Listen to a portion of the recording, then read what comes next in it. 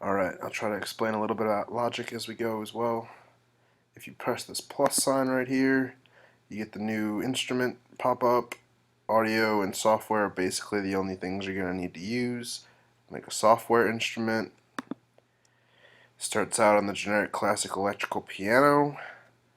I will say first we're going to work off of our bass, so you can come over here, click bass, and I like to use picked bass just as a starter because it's easily heard over a laptop speaker, and it's just easy to work with. So over here we have kind of the scroll of the song. It goes out measure by measure all the way through. Starts out really long, you can just add as much as you need. If you right click in this box right here, click create empty MIDI region. If we double click on that, pops up with the piano roll down here. In the top left, if we unclick this eye, that takes away the little information tool. If we unclick this, it takes away that. Now we have more room to see what we're working with. I'm going to begin by making a basic G, D, E minor, C chord progression. For simplicity, we will make this chord progression 2 bars long. If everything's balanced, that's going to give us half a bar for each note. So we start out, again, if you right click, create note, it'll give you a note. We have 4 notes to create, so we're going to make them all evenly lengthed for now.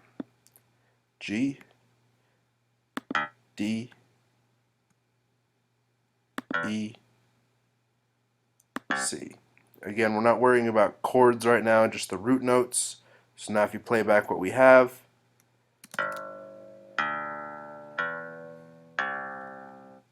you have a bass note chord progression. A few other things you may have seen that if I just hold down command, it makes the little pencil, and then you can click and create a note as opposed to having to right click and hit create note every time. Tap it, hit delete, goes away. Up here you see where I click and it makes it yellow, click it makes it unyellow. That's the loop. We're going to pull this down so that we now loop these same 2 bars over and over. Hitting enter goes to the beginning of the song. Space bars play. Now we have this loop going. Pretty simple, and you got the start of what we can do with the song. Next key thing in my opinion is to pick the tempo that you want the song to be played at. As you hear when I play that through, it gives it a much, your typical radio pop song tempo.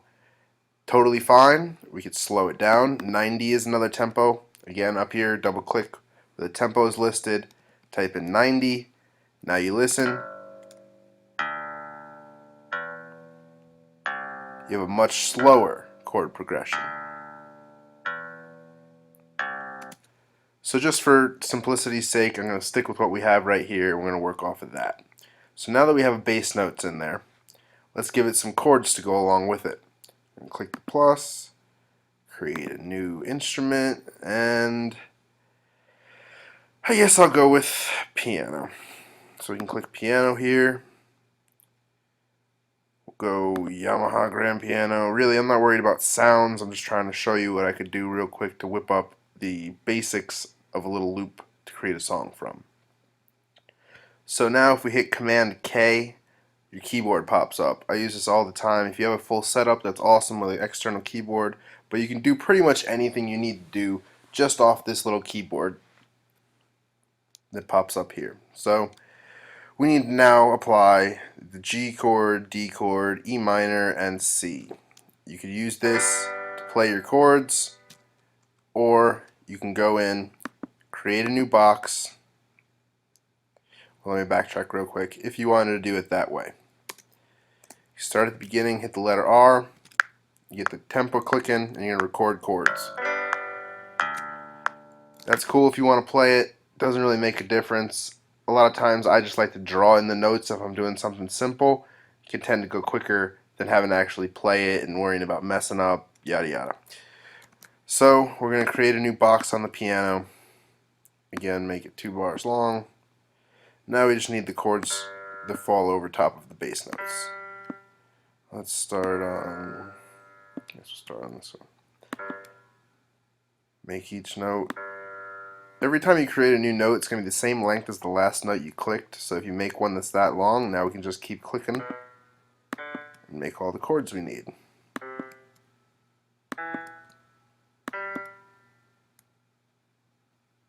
That's the wrong chord. So I'm going to drag that up. Now we have a D, E minor, and the last chord of that progression is a C. Like I was saying, I'm not really worried about explaining chords and how they're made in this. I just want to show you how you can whip up a chord progression real quick and turn it into something that sounds like a song. So now when we play it, we have this. I don't like that, that's too low. Here's another learning tip. Control A highlights all the notes. You right click on it, hit transpose event up 12 semitones. That's going to bump it up a whole octave. Now it sounds better. Starting to come along to be a song pretty quick. After this, because I'm all about simplicity, we go up here in the right and click on this loop. There's all sorts of stuff that's pre-programmed in here. I really only use the drums, so you can click all drums or just beats. Either way, it's going to give you a whole bunch of drum stuff to work with here. Some of the times that I get the best results is clicking one that is not listed at the tempo that I'm actually working with. So this one's supposed to be at 120, but we're actually at 90, so it's going to slow down the beat. Let's see what this sounds like. Pretty simple, a little interesting. You just keep clicking along, see what other ones have to offer for you, find something you like. That's kind of cool. So we'll work with this. You click and drag, pull it out here. Underneath everything you've done, it'll create a new track. Now you have a little beat behind it. So now let's see what we have.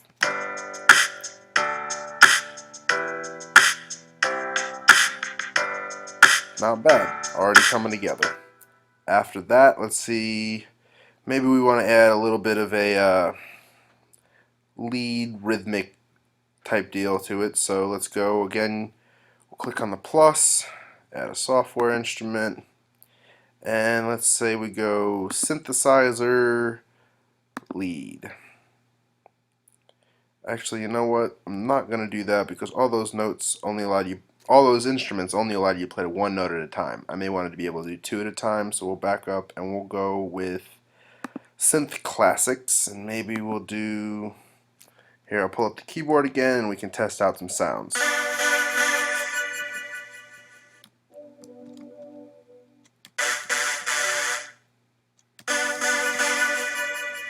That might work.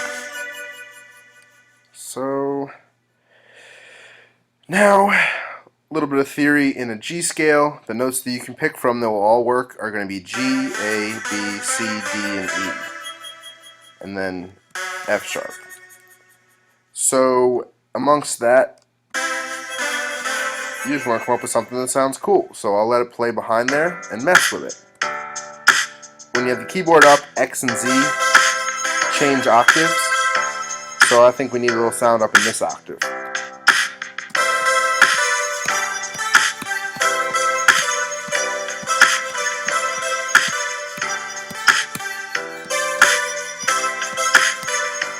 That's kind of cool, but if you notice, it looped around too many times for me to get in the whole phrase that I wanted. So what we're going to do is highlight these. You can hold down Option and click and drag. It's going to add it, add it, add it.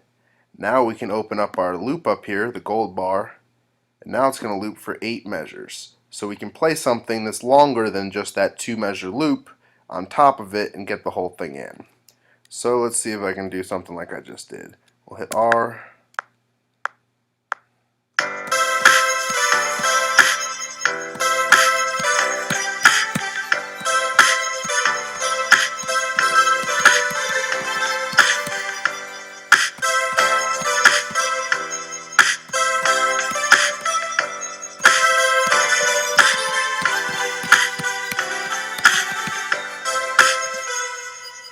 Really just something I just made up as we were going there. It's not bad, not the best thing in the world, but we're going to keep it.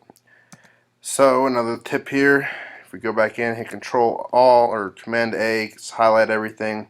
This little Q under quantize, that's going to lock everything up so it's perfectly on time. When we were drawing notes earlier, those are all automatically on beat, but if you click this Q here, I have 16th note selected. That means that every one of these little boxes is a piece at which it can link up to. You can make it smaller. A half note would mean that between 1 and 1.3 are the only positions it would lock into. We're going to stick with 16th note. Hit the Q. You see how everything shifted just a little bit. Now it's perfectly in time. So we go back and we play it back.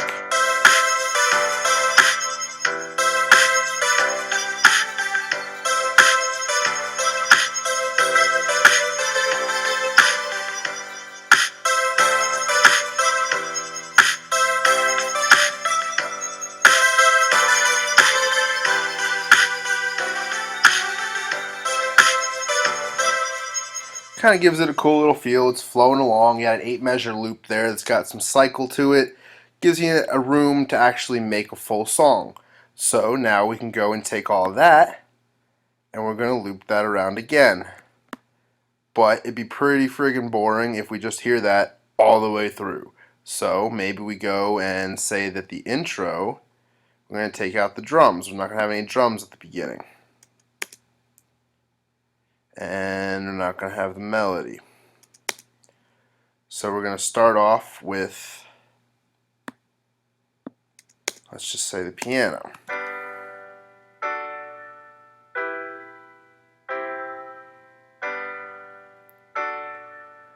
I feel like right here we're already getting bored, so we got to bring some more stuff in. We got the bass coming in.